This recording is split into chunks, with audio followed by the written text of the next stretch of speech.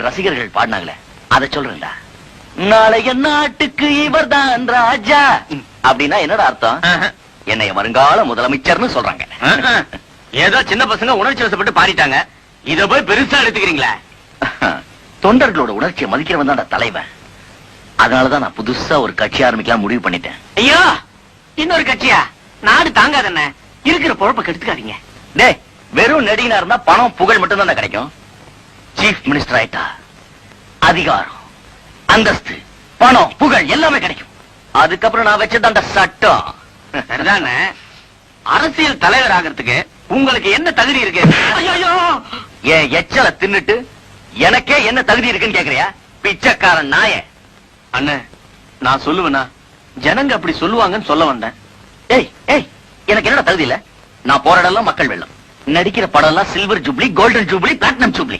எனக்காக ஆயிரக்கணக்கான ரசிகர் மன்றங்கள், லட்சக்கணக்கான தொண்டர்கள், அவங்க எல்லாம் எனக்காக உயிரோடு தயாரா இருக்காங்க. சுருக்கமா சொன்னா நாடறிந்த மனிதன், பாப்புலர் ஃபிகர். அப்படி பார்த்தா 9 கொலை பண்ண கூட தான் ஊரெல்லாம் தெரியும். அதுக்கோசரம் ஜனங்கள்லாம் அவனை சீஃப் மினிஸ்டர் ஆக்கிட முடியுமா? அண்ணே, சீஃப் மினிஸ்டர் ஆகணும்னா சில தகுதி எல்லாம் இருக்கு. நீங்க என்ன சுதந்திர போராட்டத்துல கலந்துட்டு ஜெயிலுக்கு போயிருக்கீங்களா? இல்ல மொழி போராட்டத்துல கலந்துட்டு தண்டவாளத்துல தலையை கொடுத்தீங்களா?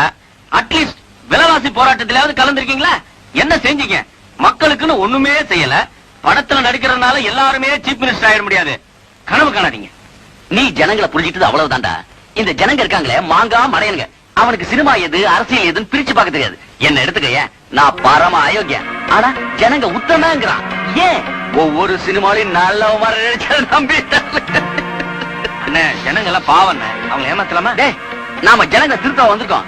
அவங்க கிட்ட இருக்க முட்டாள்தனத்தை பயன்படுத்தி பதவியை பிடிச்சிக்கணும். அதான் புத்திசாலி. அண்ணே, நீங்க பயங்கரமான ஆளுண்ணே.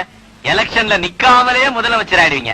என்ன படுத்துக்கிட்ட முதலமைச்சரா முடியும்? அண்ணே, நீங்க முதலமைச்சரானா அட்லீஸ்ட் எனக்கு பிரதமர் பதவியாவது கொடுங்கண்ணே.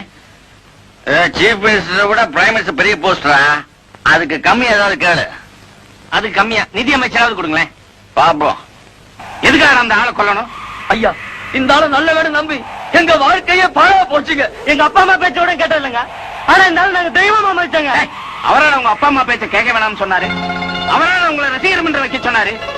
நீங்க கொழுப்படுத்து போய் ஒவ்வொரு படம் ரிலீஸ் ஆகும் போதும் தோரணம் கட்டி ஆளு கட் அவுட் வச்சு கற்பூரம் கட்டி தேங்காய் உடைச்சிட்டு இப்ப அவர் புத்தம் சொன்னா எப்படிடா?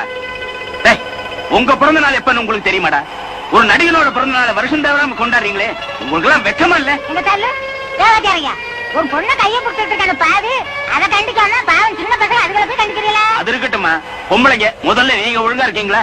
புருஷன் முக்கியம் இல்ல, புள்ள குட்டி முக்கியம் இல்லைன்னு சொல்லிட்டு வீட்டுல எது இருக்கோ இல்லையோ ஏன்னா ஒரு சினிமா பார்த்தா போதும்னு நினைக்கிறீங்களே, அப்புறம் வீடு எப்படிமா உருப்படும்? அதுக்காக சினிமாவே பார்க்க கூடாதுங்கிறீங்களா? சினிமாவை பாருங்கம்மா. சினிமா தான் வாழ்க்கைன்னு நினைச்சு ஐத்தியமா அலையாதீங்க.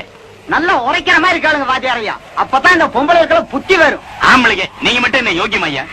சுதந்திர தினத்துக்கு கொடியேற்றுறது கூட முக்கியம் இல்லைன்னுட்டு இந்த ஆளை வரவேற்கத்தானே எல்லாரும் ஓடினீங்க. அன்னைக்கு காளியப்ப இவரை பத்தி ஏதோ ஒரு வார்த்தை சொல்லிட்டாங்கிறதுக்காக உள்ளூர்காரன் கூட பார்க்காம ஊரை விட்டு துரத்திட்டு எல்லாரும் இந்த ஆளுக்கு தானே ஜெய போட்டீங்க. உங்க மாதிரி சம்பந்தம் இல்லாதவனுக்கெல்லாம் ஜெய போடுற கூட்டம் ஊருக்கு ஊரு இருக்கிறதுனாலதான் இந்த மாதிரி ஆளுங்கெல்லாம் நடிக்கிறத விட்டுட்டு கட்சி ஆரம்பிக்கலாமா, நாட்டை பிடிக்கலாமா, மந்திரி ஆகலாமான்னு நினைக்க ஆரம்பிச்சுட்டாங்க.